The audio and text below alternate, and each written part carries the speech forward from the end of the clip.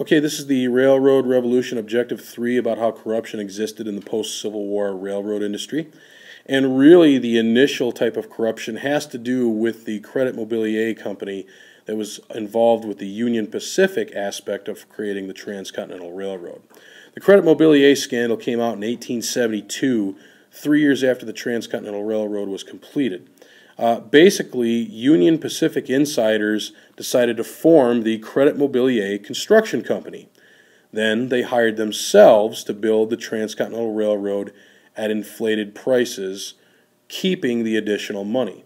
Basically, they were grossly overcharging the government. The overall cost to build the railroad from the Union Pacific end was $50 million, but Credit Mobilier charged $73 million to the government, and that left them with a nice little profit to pocket of $23 million.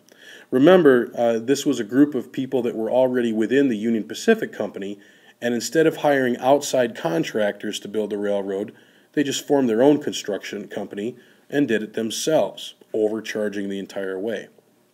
Now, when members of Congress threatened to blow the whistle on this whole thing, the Credit Mobilier Construction Company had a very simple solution. They went to them and made them shareholders in the Credit Mobilier Company. As long as the members of Congress would keep quiet, they'd get rich off of the government funds, as the Credit Mobilier Construction Company kept getting contracts with the U.S. government and overcharging them and pocketing the additional money that they didn't need to build the railroad. This was particularly bad when they found out that the Vice President of the United States was a shareholder in Credit Mobilier. It was one of the biggest scandals in American history, definitely one of the biggest scandals of the late 1800s, and it was associated with the Union Pacific Company in the railroad industry. Now, there were other people that got rich off of railroad corruption over the course of time there.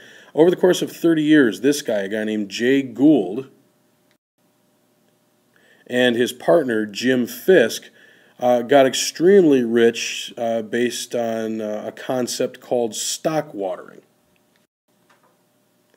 Now, stock watering was an old tactic that was used in the rancher days of the Old West. It referred to feeding cattle a salt lick, which would get them really, really thirsty and make them drink lots of water. Usually when you were taking stock or cattle to a place to determine how much they were worth, they would do it by the pound. So by giving cattle the salt and making them drink lots of water, it would bloat them up and make it seem like they were much more expensive than they really were when you were, charging by the pound for the meat that they were going to give you. Well, that concept also applied to stocks. Railroad promoters would simply claim that a railroad company was far more valuable than it really was, and then sell the highly demanded stock at grossly inflated prices. This was called stock watering. Jay Gould and Jim Fisk got really good at this. They were so good at it that once they even fooled Cornelius Vanderbilt. They sold him so much overinflated stock in a company, and he was so hungry to dominate the railroad industry that he was willing to buy it.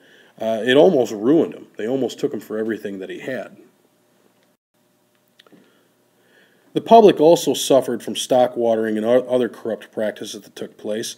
Many of them bought overpriced stock, and then once they bought that stock, found out that it was worthless, that the company wasn't doing as well, and that they should not have bought the stock for as high a price as they did. So a lot of times they couldn't even sell their stock once people found out how bad the company was.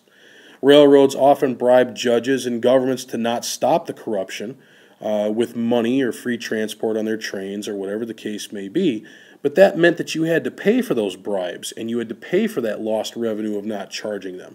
So paying for all this often meant charging high rates to the common man, who had no choice to pay it because they needed to use the trains. They had absolutely no choice. It's the only way they were able to move things around.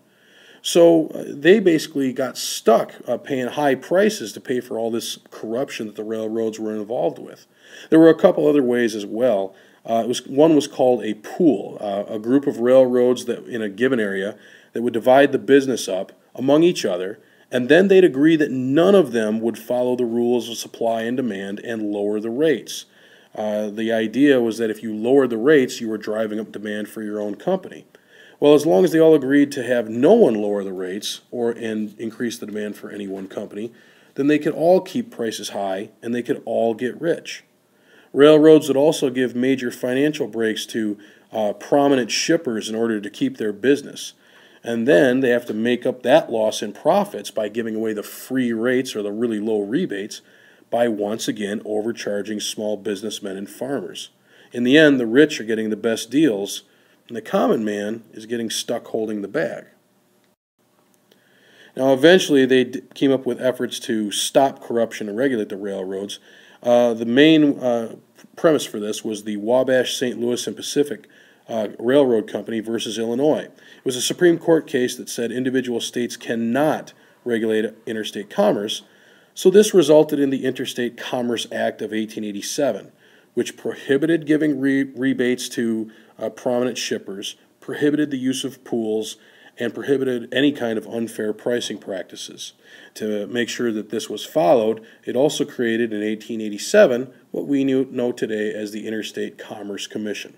And that was all brought about because of the railroad. Okay, that was a short one and a simple one. Thank you for listening.